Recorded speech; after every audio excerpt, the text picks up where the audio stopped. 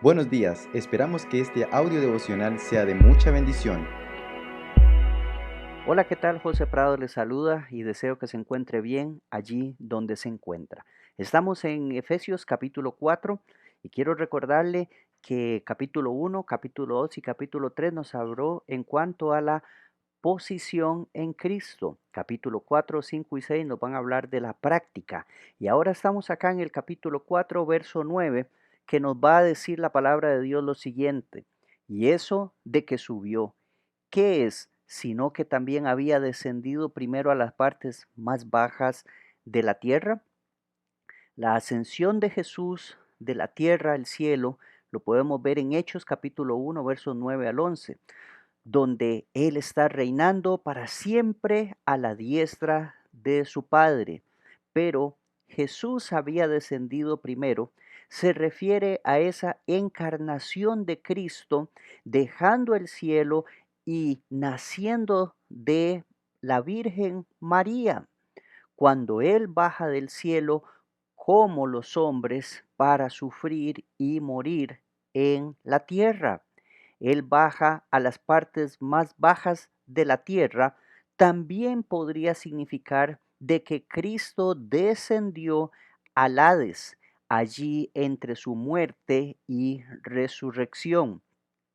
También esto podría referirse a un lugar específico, un lugar más allá de la tierra, la tumba, la muerte, hasta alcanzar el abismo mismo de los demonios, aquellos espíritus encarcelados que se nos menciona en Primera de Pedro 3, 18 al 19.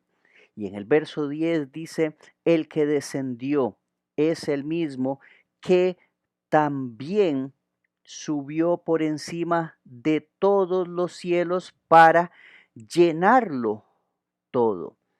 Y esto nos habla a nosotros que después de que el Señor ascendió tras cumplir todas las profecías, escuche bien, Jesús cumplió todas las profecías, no hubo ni una sola que se quedara sin cumplirse.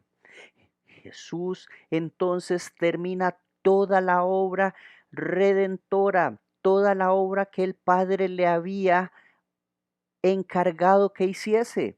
De esa forma, Jesús se gana el derecho de señorear la iglesia y dar dones a todo aquel creyente, pues él mismo había llegado a llenar el universo entero con su presencia, con su poder, con su soberanía y su bendición como el mismo Dios. Y usted puede leer en Filipenses capítulo 2, verso 9 al 11, para tener un poquito más de referencia. En el verso 11 nos situamos y dice, y él mismo constituyó a unos apóstoles, a otros profetas, a otros evangelistas, a otros pastores y maestros.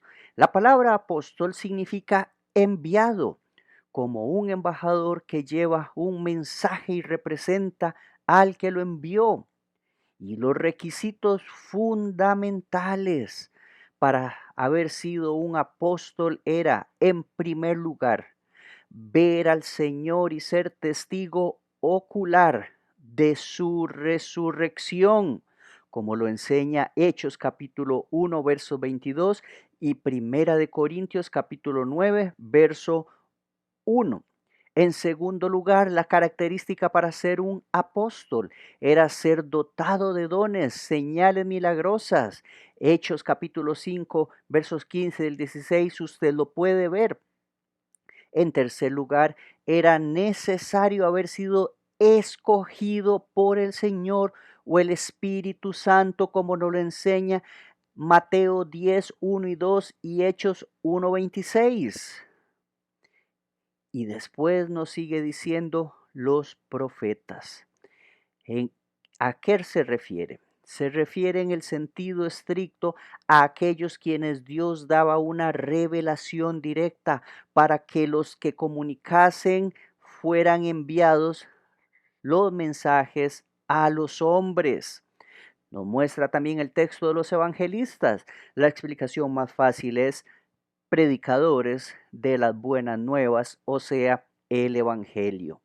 Pastores y maestros, los dos ministerios se unen acá, pero también se encuentran separados en otras de las listas que nos hablan en cuanto a los dones, como son Romanos capítulo 12 y Primera de Pedro capítulo 5.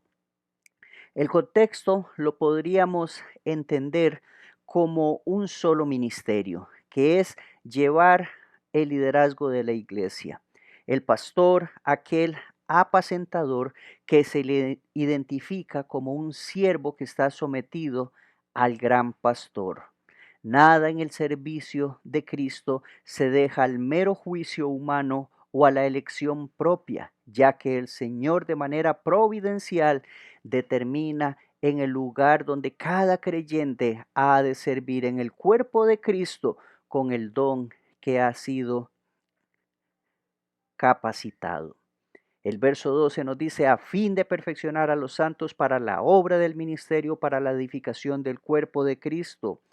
Y esto se refiere allí a restaurar algo, ponerlo en su condición original o que sea hecho apto o completo. Y en este contexto se refiere a llevar a los cristianos del pecado a la obediencia. La palabra de Dios es elemento clave en este proceso. Cuando nos habla de santos, son todos aquellos que han creído en Jesucristo como su Salvador. Y la obra del ministerio, es aquel servicio espiritual requerido de todo cristiano y no solamente el de los líderes de la iglesia, la edificación del cuerpo de Cristo, aquella nutrición y desarrollo espiritual de la iglesia del Señor. Mi querido, ¿usted está involucrado en ese servicio de la obra del Señor? Si no lo está, quiero animarle para que hoy mismo comience a servir al Cristo vivo que le salvó y que está gobernando en su vida. Que Dios le bendiga.